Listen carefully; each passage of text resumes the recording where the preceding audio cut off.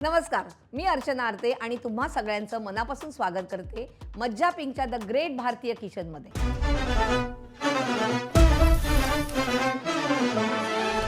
हे फक्त किचन नाही, ही आहे आपली परंपरा, आपली चव, आपली ओळख आणि आज आपण बनवणार आहोत श्रीखंड। श्रीखंडचं नाव घेतलं की मला एक गोष्ट आठवते, गणपतीचं आगमन, नवरात्री, गुढीपाडवा आणि श्रीखंड। श्रीखंडाची ना एक खासियत आहे, हे दिसायला साधं आणि सिंपल असतं आणि लागतंही खूप सुंदर, गोड असतं मस्तपैकी, पण बनवायला संयम आणि प्रेमाचं कॉम्बिनेशन। श्रीखंड आपण कधीही असंच खात नाही, ते आपण नेहमी स्पेशल प्लेट, स्पेशल डे आणि स्पेशल मूडसाठी खातो। तुम्हाला मला एक गोष्ट सांगायची आहे, म्हणजे ह्याच्या मागे एक हिस्ट्री आहे।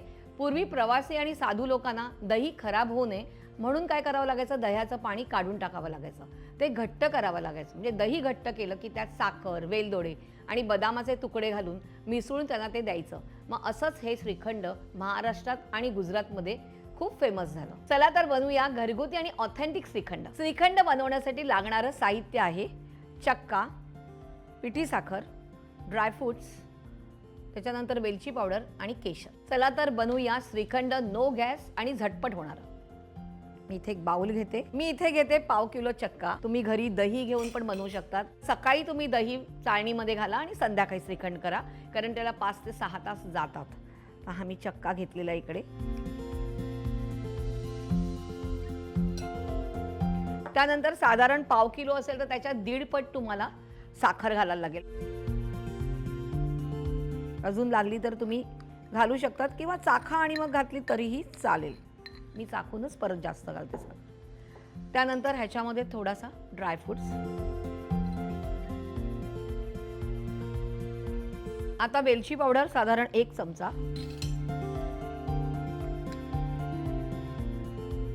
आणि इथे मी केशर भिजत ठेवलेला आहे तो घालणार आहे। आता हे सगळं मिक्स करायचं आहे आपल्याला। छान मिक्स झालं पाहिजे तरच ते श्रीखंड छान लागतं आणि साखर बरोबर पडली पाहिजे। आता ह्याच्यामध्ये कसं ना वेगळे वेगळे फ्लेवर्स आलेले आहेत तुम्हाला, पण मला आपलं हे केशर वेलचीचं श्रीखंड छान लागतं, कारण हे आपलं ऑथेंटिक आहे। पण जर तुम्हाला वेगळ्या पद्धतीने करायचं असेल तर हल्ली फ्रेश फ्रूट मिळतात, ते तुम्ही सीझन वाईज त्याच्यात घालू शकतात, बारीक बारीक तुकडे करून, तरीही ते छान लागतं।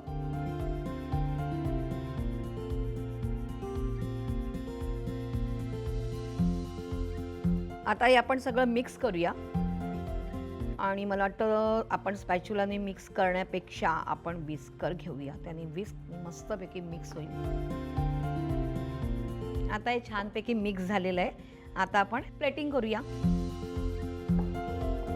तर श्रीखंड आपलं तयार आहे, मस्तपैकी पुऱ्या तयार आहेत आणि आता मी ह्याच्यात श्रीखंड पोर करणार आहे। तर ही सोपी रेसिपी, झटपट रेसिपी। असं वाटतं आपल्याला श्रीखंड म्हणजे खूप मोठं तामझाम आहे, पण पेशन्स ठेवलं की सगळं छान होतं। तर तुम्ही ही नक्की रेसिपी करून बघायचंय।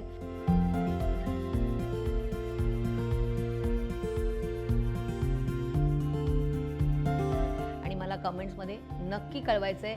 मी अर्चना घेते तुमचा निरोप। तयार आहे झटपट आणि नो गॅस असं मस्तपैकी श्रीखंड। स्वयंपाक म्हणजे फक्त रेसिपी नाही, ती एक आठवण, परंपरा आणि प्रेम आहे। द ग्रेट भारतीय किचन विथ अर्चना।